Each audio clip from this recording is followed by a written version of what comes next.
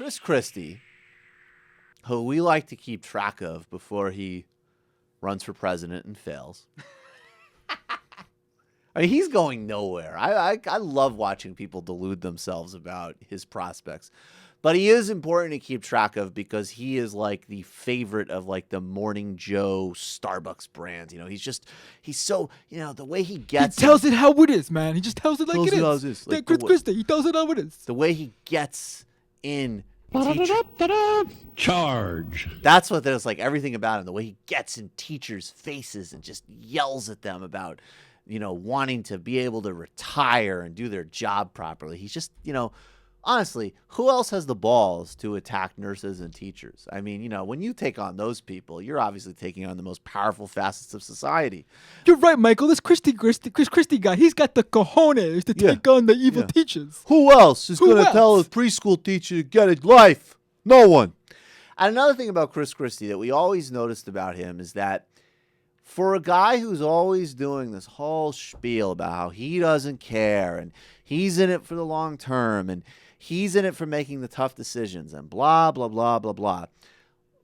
What's the first thing he does when he's governor? Cancels a major transportation project connecting New Jersey to Midtown Manhattan that would have been great for the environment, great for congestion, and everything else in the New Jersey, New York transportation. He gets rid of it purely capriciously. It costs the state money in the long run. It's just an utterly stupid move, pure politics, pure Tea Partyism. But he makes the hard decisions. He books Cory Booker's special election at a cost of millions of dollars to New Jersey, just so it doesn't happen on the same day that he's up for re-election. You're talking about literally weeks apart, because he wants to win re-election by 20 points and not 10 points. Okay?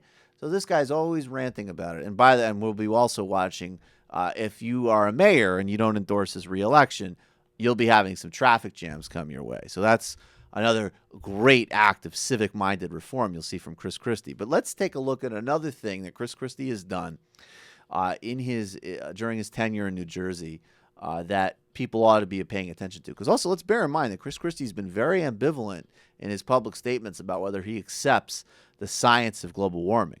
May have said that he accepts global warming is happening. I don't think he's actually said unequivocally that carbon emissions are what are causing it, which is, of course, what's causing global warming.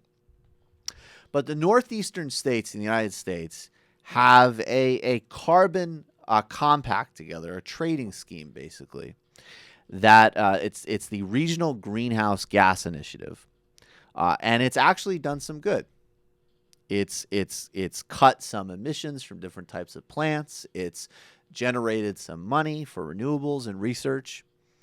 Not revolutionary breakthrough, but it's a good program. It's working pretty well. People are satisfied with it. And of course, in 2011, Chris Christie backed out of it, took New Jersey out of the program. And he said, it's a waste of money. It's not working. That's his quote. He literally said, it's not working. Now, his claim it was not working was, quote, met with shock because, as Stephen Lacey, who wrote at the time for Climate Progress, said, quote, the program has raised tens of millions of dollars for clean energy projects without noticeably raising rates. But after acknowledging climate change was real and then raiding $65 million from the program in order to close a budget gap, Christie actually had the gall to say, quote, the program was gimmicky. Now, the legislature is trying to override Christie and rejoin the program because of all of the major benefits.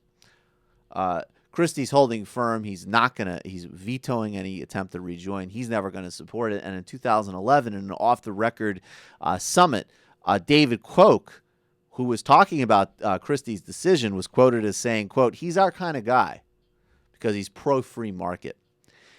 Now, there's a lot more stats in this article. There's a lot more about the success of this program. But I think for the most fundamental thing to take away is the complete mismatch, again, between the myth of Chris Christie and the fact that he's just a pure, gimmicky, self-absorbed hack who has no strategy, no plan, no real moderation, but how easy it is for the mainstream media and for others to fall into this fantasy brand trap about him because he's willing to yell at people and because he's willing to mix it up. Even though every single time he has a major policy decision, what does he do? Trashes the teachers, hurts the poor, and never once makes a long-term decision that even at a bare minimum political cost. In fact, if he stayed as part of this compact, it would help him politically. He's so committed to pleasing the Koch brothers and other far-right contributors that he won't even do something, let a program to continue that he could campaign on as a supposed moderate. Chris Christie is probably the biggest fraud in modern American politics. And this is just another in countless examples that we're going to keep having to review before he inevitably runs for president and loses.